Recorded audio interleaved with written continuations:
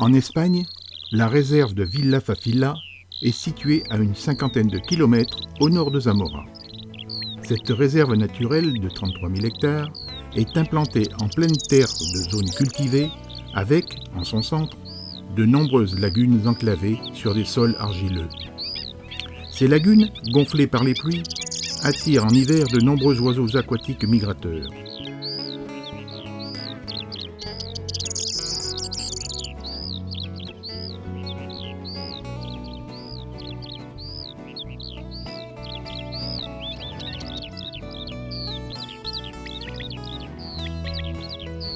De petits passereaux, plus discrets, se signalent par leur chant printanier aux oreilles des ornithologues avertis.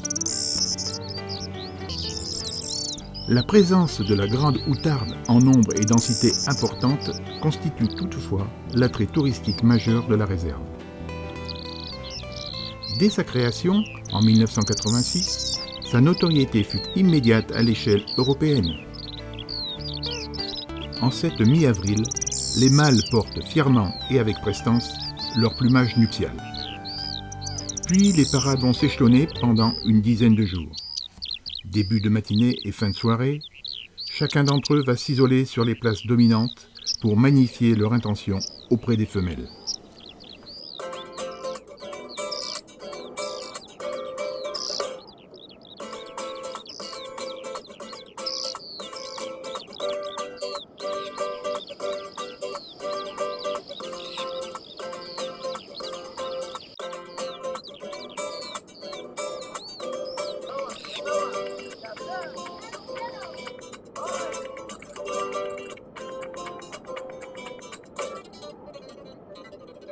Dans la réserve de Villafafila, il y a en ce moment 3200 individus de grandes outardes. Et la population a monté beaucoup dans les dernières 15 ans parce que nous avons apporté de l'argent à les agriculteurs pour cultiver de la lucerne. À l'hiver, les outardes ici mangent surtout la lucerne. Et la superficie de la réserve avec les cultifs de lucerne a monté aussi le nombre de outardes ici. 3200. De toute façon, la réserve ne peut pas en accueillir beaucoup plus. Est-ce qu'il pourrait y en avoir plus? Ça dépend de la superficie dédiée à la lucerne. Je crois que si la superficie de lucerne monte beaucoup, c'est possible que monte beaucoup la population des outardes. Est-ce que tous les agriculteurs acceptent? C'est volontaire, mais pour cultiver la lucerne, c'est intéressant seulement pour les gens qui apportent la réserve et l'Union européenne. Pas d'argent, pas d'intérêt pour la lucerne ici.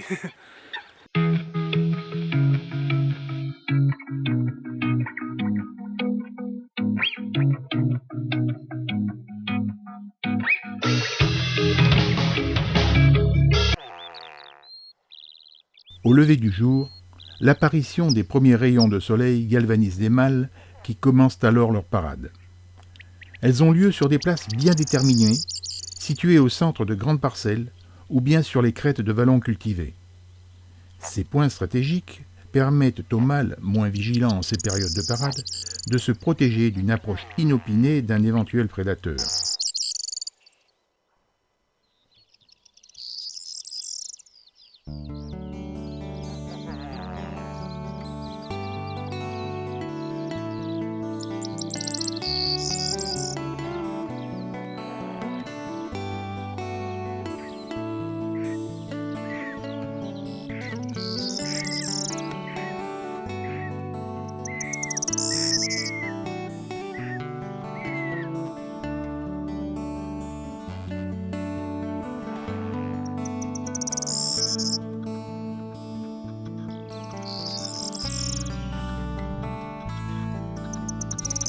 Deux heures plus tard, l'ardeur des parades s'estompe au fur et à mesure que monte la température.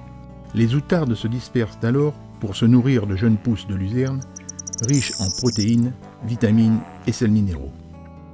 Aussi, cette plante ciblée pour générer un milieu favorable à la grande outarde contribue à combler les dépenses énergétiques du mâle en parade et apporte aux femelles les besoins protéiques pour mener à terme leur couvée. Pendant la parade, le mâle exhibe de longues plumes qui partent de chaque côté de la base du bec et retombent le long du cou. Le mâle non-nicheur, lui, en est exempt.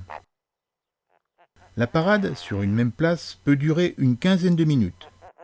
Elle se décompose en 3 à 4 scénettes identiques et successives, entre lesquelles le mâle se déplace de quelques mètres seulement.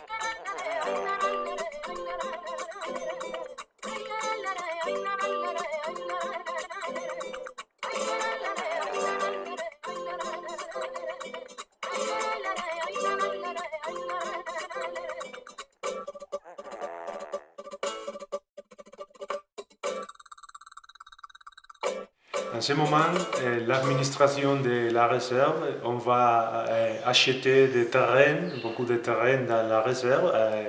Les agriculteurs, chaque fois, il y a des parcelles très grandes, pas de nourriture. Et si l'administration prend deux parcelles, c'est possible de faire une division des parcelles. Oui. Et c'est nécessaire en général que l'agriculture, c'est avec des petites parcelles, avec des bordeaux, c'est nécessaire. Alors, agriculture intensive, biodiversité condamnée. Oui. Il n'y a pas d'autre raisonnement possible. En général, oui. Les conditions climatiques en ce moment, je crois que va faire que les agriculteurs coupent les céréales, le bleu surtout, dans le mois de mai. Les femelles sont en diminution, c'est un peu en relation avec les méthodes agricoles qui risquent soit de les détruire au moment des nids, ou soit effectivement détruire des petits lorsque les récoltes se font trop tôt. Les bleus commencent à faire les graines quand il est très court. Et l'agriculteur coupe. Donc, en fin de compte, s'il y a de la sécheresse, les blés vont être coupés pour du fourrage. S'il y a de la pluie et du soleil aussitôt, le blé va se mettre en condition, mais il va rester trop bas, donc il ne fera pas de rendement. Rares vont être les saisons où le blé va pousser correctement, c'est-à-dire qu'il va être récolté au mois de juillet. Les alouettes en ce moment ici a descendu beaucoup. Tous l'alouette loulou, l'alouette calandre, et les autres, je ne sais pas comment ça s'appelle en français, avec Le cochevis. le cocher. Tous les oiseaux de la steppe en général, ici, surtout les petites, beaucoup de problèmes de conservation.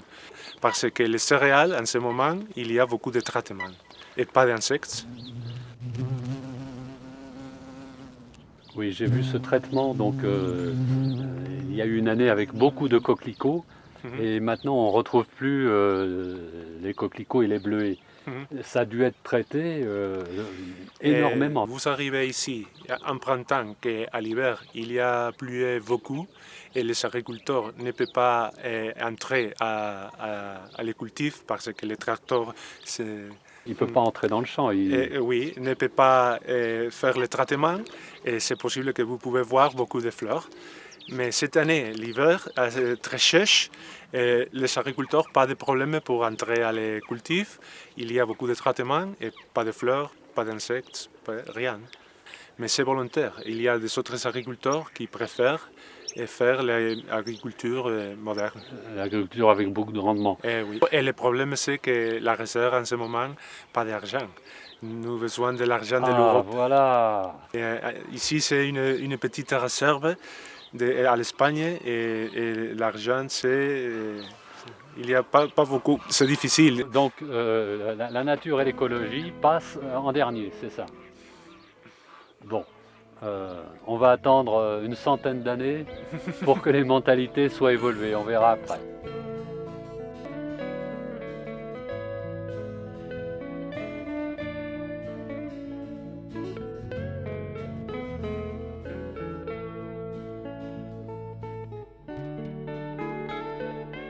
Ton parcours, au travers les âges, s'est adapté à la lente évolution de la biodiversité. Mais depuis les années 60, les jeux boursiers ont relégué la valeur vénale de cette biodiversité au dernier rang des intérêts à court terme recherchés. Gageons que ta fierté et ton élégance ne peuvent être qu'ambassadrices pour porter un message de réveil des consciences au-dessus des raisonnements subventionnés déjà défaillants, sans âme ni devenir.